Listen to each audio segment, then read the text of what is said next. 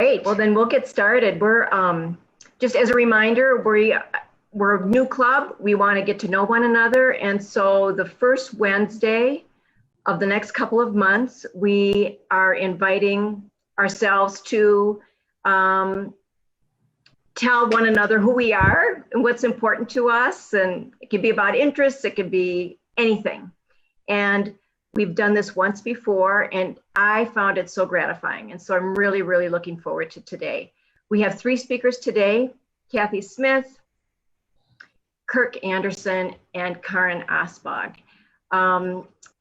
Kathy, I'm going to have you go first. And you know what? I know we try to end at 5:30, so I might do a thumbs up or make some kind of some scene on my screen so you'll know that it might be time to wrap up. How's that? Well, I will just introduce myself. My name is Kirk Anderson. It's a name tag that I wear in a lot of different roles. And one of them is obviously with this Rotary Club, and I'll get a little bit into that. But just to kind of give a background of who I am, I'll start with my family. And I am part, if you look at the right-hand corner, I've got a big extended family. My mom and dad had 10 kids, and I was the seventh of 10 children. And so my mom had a brother that passed away before he had any kids. He was only 21. And my dad's siblings didn't have any kids they didn't have any kids. So I didn't have any first cousins. So consequently, my dad had 10 kids, and then my kids have like oogles of first cousins. On my wife and on my wife's side, we have there's 14 grandkids, and then on my dad's side and my mom's side, there's 39 grandkids. So my kids experienced something I didn't, which was first cousins. But this is a picture of my family. My wife, Shar, and I have been married for 22 years. We have a 16-year-old son, Cade, a 14-year-old daughter, Ella, who's kind of going on 22, a 11-year-old Addie, a 9-year-old Sawyer, and a 6-year-old Max. And so they keep us busy, and so that's my family. I enjoy a lot of hobbies. I live in a beautiful area, and so I will take advantage of the great outdoors. We have a lot of hiking trails, and we go snowshoeing a lot. We go hunting, fishing, and canoeing. And then as a member of the fire department, we get trained in rock climbing. So I get to go out on the cliffs on the St. Croix River and do that. And then I do photography as a hobby as part of my business as well. So a lot of fun things to do up in St. Croix Falls. I think of myself as an ambassador for the city because obviously I enjoy so much of what there is to offer right here in the city. My business is marketing. And so I spend a fair amount of time doing web design and videography, specifically working with clients that want to put their message out on social media and digitally on their websites. I do voiceovers and podcasting and a lot of the kind of IT type stuff for clients that need help with some techie stuff. So I stay busy doing that, and it's a lot of fun. My office through COVID has turned into kind of a studio. So I have a green screen to my left, and I have my desk is full of camera gear because I just shot a video for the United Way yesterday, and just unpacked all that. So if you look behind me, I have a camera collection. And that's what you get to see. I try and avoid everything to this side because it's a little messy. And then this is my picture that is of the St. Croix Valley that I live in. I'm a firefighter. And when I turned 40 years old, I told my wife that I wanted to join the fire department. It's something that I had wanted to do for a long time, but because I had a full-time job and started having a family, didn't make it a priority. And I told my wife that if I didn't do it now, I'll never do it because my body won't let me. So she gracefully allowed me to do that, and it's just been an extension of part of my Rotary career of service to the city. And so you can see uh, we have a volunteer department. There's not a huge amount of people that are on that department, but we serve not only our city but also the extended part of the township around us, and do about 350 calls a year. Um, Also, as a member of the fire department, I'm a first responder, so I go to the majority of those calls, which are medicals. And then as a firefighter, we maybe have a couple car accidents or fires, but the majority of our calls have to do um, with the medical field. So that's something that I enjoy helping people with as well. In the bottom right hand corner, uh, one of the things that I really like to do is work with the kids that will come to the fire station, or we go to the school for Fire Safety Week and do a lot of education. And community outreach is a big part of the what I do for the fire department. I am their public relations person, so I speak to the press, and I set up and organize opportunities like Days with Santa and things like that. So it's a lot of fun. I'm the mayor of St. Croix Falls. This is a new position I got in April. I served as an alder person for 2 years, and then I ran for um, the mayor. And it's been quite interesting to do that position while we're going through COVID, but it's been rewarding. Um, this is an aerial view of the St. Croix Valley, and so um, you can see the river, and then that's our main street. We have just about 2,000 people that live in our city, so it's not a very big city, but the surrounding communities that we are the gateway to gets to be quite large. We have some of the bigger stores and businesses in town, so St. Croix Falls is definitely on the map for the area. My office is this building on the bottom right, and that stop sign is right by my door. So if you ever come down Main Street, I know that Carnes come through St. Croix Falls, and so if you see that building, you'll know that that's my office, and you can knock on the door because we're all locked up right now, and I'd come out and greet you. But the fall is a beautiful time, and the river with all the leaves and everything is a great time to visit, and so it's beautiful. My exchange history, I worked with a lot of the exchange students that came through the St. Croix Falls um, Rotary Club, but did not really do any of the specific hosting or anything like that. In 2017, we had an opportunity to host an exchange student. It was through Rotary, but it wasn't a Rotary exchange student. It was through a club that has a partnership with a school down in Costa Rica, and they send several students up to the area, and they do internships at businesses. And so we were able to host for a much shorter period of time. It was about 2.5, 3 months, a student named Ignacio. And he was a senior in high school, but in high school, he described it more as college because you really focus on your career. And he wanted to go into media and photography, things like that. So we kind of grew on each other because his passion for photography and video and things like that aligned with mine. And so I learned a lot from him, and we had a lot of opportunities for him to get out and take some great photos. We also did some firsts for him. He had never seen snow since in December. When I asked what they do in Costa Rica, he said they go to the beach. So he had his first snow here, and in St. Croix Falls, Wisconsin, and he saw his first autumn where leaves actually changed, and that was kind of neat. We took him on a plane.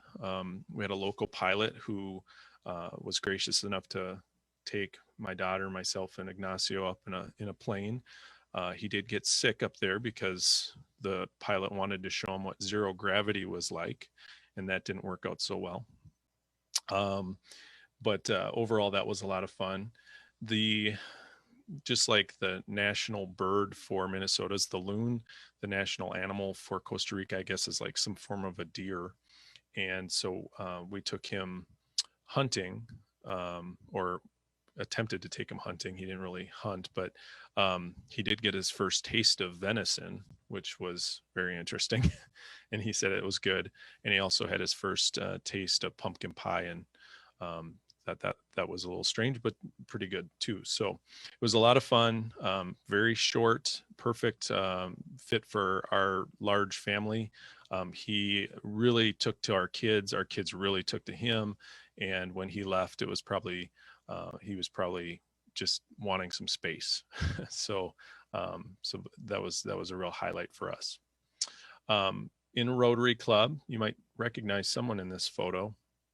But in Rotary Club, I was a member of the St. Croix Falls, Taylor's Falls Rotary Club.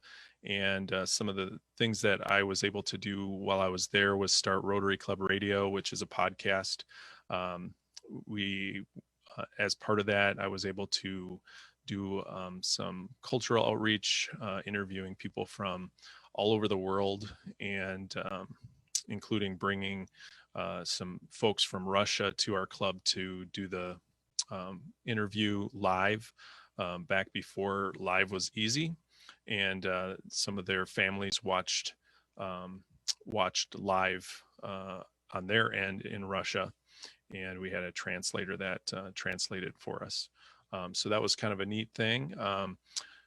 I've interviewed a number of dignitaries with Rotary, including in the middle of this picture, you might recognize Frank Devlin, who was from Mexico, and he was the Rotary International president.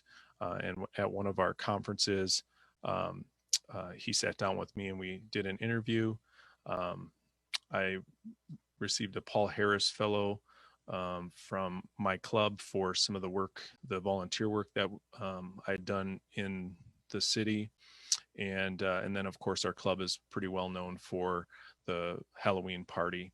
And if you notice on the bottom right hand corner, one of our members, Sam, obviously was at that party and had dressed up and had a lot of fun. So I didn't realize I met him until I was going through some photos and I recognized him. So thanks for letting me snap your photo, Sam. Our Rotary Club does a lot of community outreach. We've done a number of projects around the area. If you've seen Rotary benches, our club actually designed those.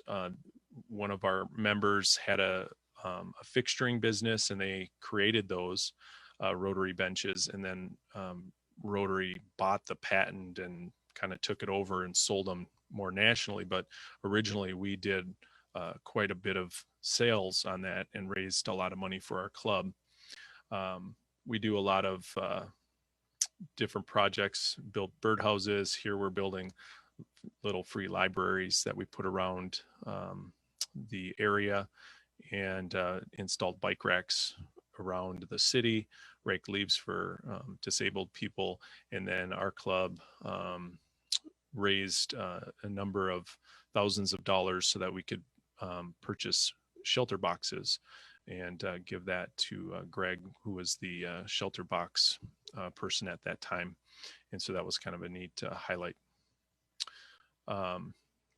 My Rotary career, or my stint in Rotary, started in 2008 when I was laid off from my business that I had worked for 6 years down in the Twin Cities. And I had also had a side business that I had started and had been looking for a way to transition from being an employee to owning my own company, but I was a little nervous to take that plunge. And then in 2008, when the economy tanked and everybody's businesses were failing, I had an opportunity to take a severance package and leave my job. And so I took that as the economy was tanking. And luckily, it was successful. And when I went to the first Chamber of Commerce meeting to kind of do some networking, I met a good friend of mine, Rebecca Berg, who offices next door to me. She has an Edward Jones business, and she invited me to Rotary. And within a week, I was involved in the club, became a member, and was asked to be the public image person. And I served on the board and served in that position for a number of years until the E-Club, which we're a part of now, idea got kicked around, and I agreed after talking with then District Governor Marlene Gargalack, who comes to our club every once in a while and has been a mentor to our club, that I would step out of my role with the St. Croix Rotary Club and kind of lead this charge, trying to get it started. And so we've been doing that until this previous year, where it was a lot of ups and downs and a little frustrating. And finally, we found a small group of individuals with John and Chris Ann and Greg, who had a passion for Rotary Exchange. And we relaunched our club under that brand and invited all the old members that had stepped away or had been on pause, and invited a whole bunch of new ones. And here we are today. So it's been a really fun experience and very enriching. And so that's my Rotary story, and kind of the hats that I wear around town. So I'll end it there and answer any questions, or we can move on to the next speaker. So Kirk, it's Kathy. I have a question. How's business doing in this crazy pandemic time? Has it affected it one way or another? Certainly, I've lost clients who are nervous to spend any money on marketing. And then there's a whole nother group of people who need services to do the Zoom calls or video, things like that. So some doors closed and others opened. In general, between the city and my business, I'm plenty busy. I don't always make money, but that's a whole different story. But sometimes you feel very busy, but you're not. It's not billable, so that's kind of a challenge. But in general, I am very busy with a lot of things, and I do have enough work. Yeah. Kirk, what's the second most beautiful city in Wisconsin? The second most beautiful city? Know what the first most beautiful is. You've told us many times. So what's the second most beautiful? I am a state park person, and so I like Patterson State Park, and I think that's up in near Superior. I'm not even sure, but we've stayed up there, and that's got one of the most amazing waterfalls. And then if you're like into tourism and things like that, you can go to Hayward. Everybody likes Hayward because they have a lot of really neat things to do. And so I don't know. I don't get out much with 5 kids. It's too expensive. So it's usually in a van with a park and some hiking and things like that. And I was just trying to see if I could get the mayor of a particular city to recommend any place else.